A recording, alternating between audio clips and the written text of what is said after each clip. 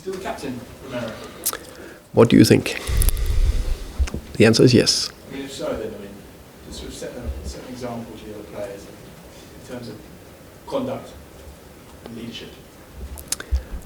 Leadership is many things. Leadership is, I'm 52 years old. I think I'm pretty good at leadership. Can I get better every single day? Yes. Do I make mistakes? Maybe not every single day, but probably weekly. Romero is 27 years old. He will still make mistakes going forward as a leader. Does he do a lot of good things? Yes. Thomas was only January the 8th, so it's less than a Nope. month ago. We were talking about this, asking very similar questions to this. Yeah. You said it's the exact same situation they do. You make a mistake, don't make the same mistake twice. And where do you draw the line with Romero? I think sometimes someone do more than one mistake, and we've dealt with it internally.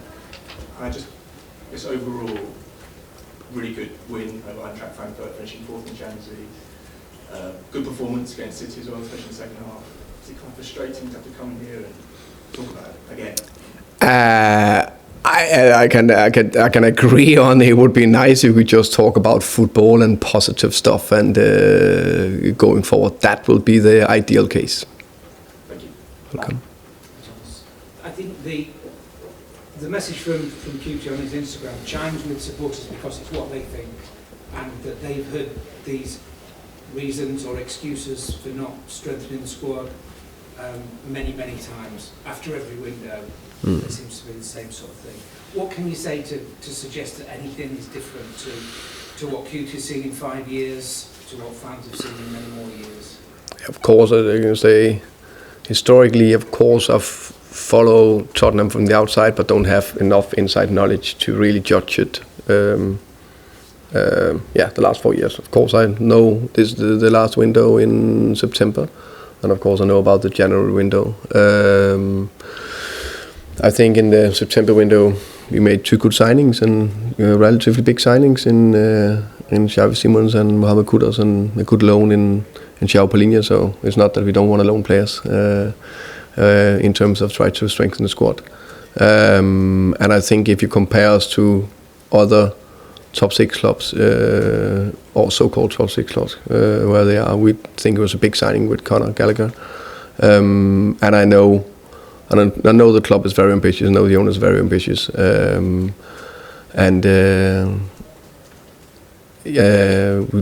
not in doubt that we will see that going forward. And it seems the other thing that I would take from it is that it seems that your dressing room think that they need help.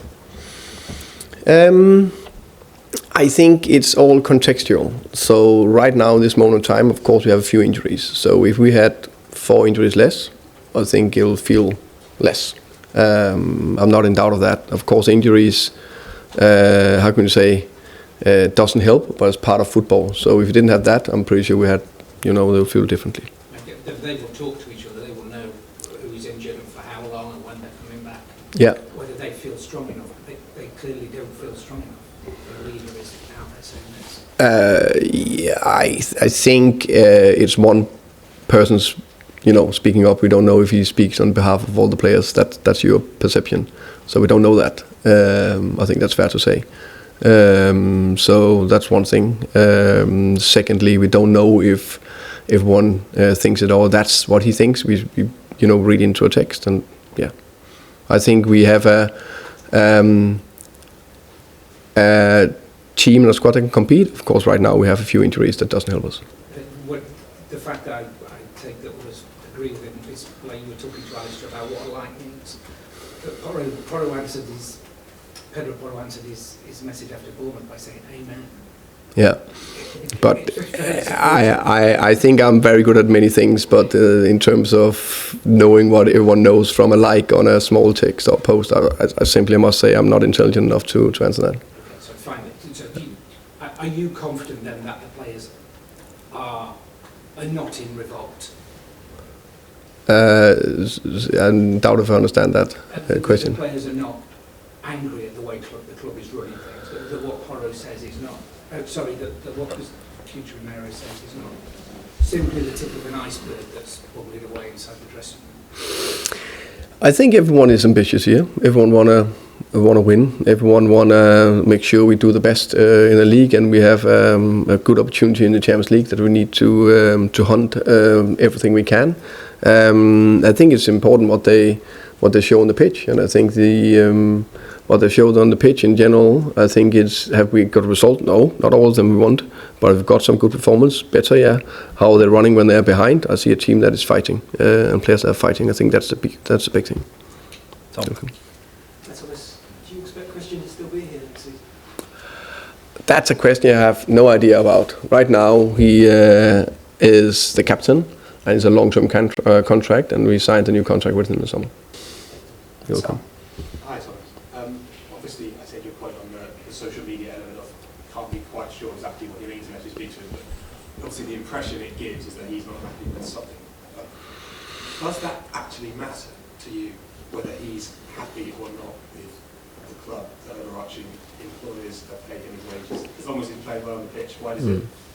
We could all be sitting here along with our bosses, but still doing our jobs to the best of our ability. Does it matter to you? I think if you're generalizing, I think as long as everyone do their job, then it's fair enough that, you know, I'm pretty sure there's also some players that don't think I'm the best bloke or whatever it is. As long as they work hard and do everything they can on the pitch, then I'm happy.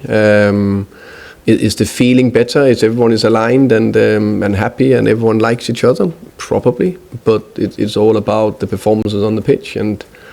And I think in general in his time here, of course, I haven't seen every single game before I was in charge, but the one I've been in charge of, I think he's been exceptional. I think he's had some unbelievable big games for us, and not only defensively, but also scored some crucial goals.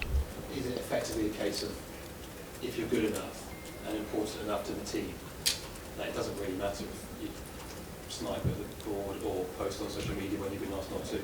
Because it's so important to the team that you need it? I think there is, in general, over time, and this is generalizing, there's also always how can I say, one line you can't cross. There will always be that for any player, for me, for any staff members, anyone, of course it will. Sorry, was this in your mind, the crossing of that line?